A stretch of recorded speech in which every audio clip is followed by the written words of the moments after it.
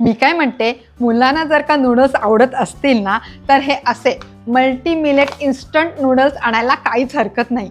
आणि त्यात काय करायचं ना, आपल्याला हव्या त्या भरपूर भाज्या घालायच्या, म्हणजे आपलं काम फत्ते. फरसबी, गाजर, भोंगी मिरची, चंदन बटवा आणि हे मिलेटचे नूडल्स.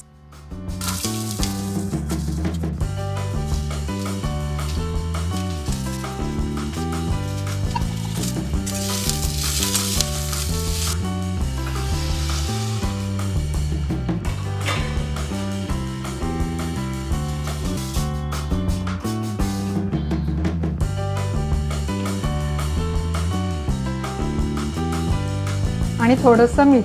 आता याच्यावरती थोडीशी फ्लॅक्सीड पावडर घालायची. चला, हे झाले आपले झटपट, बनवायला एकदम सोपे, हेल्दी असे नूडल्स तयार.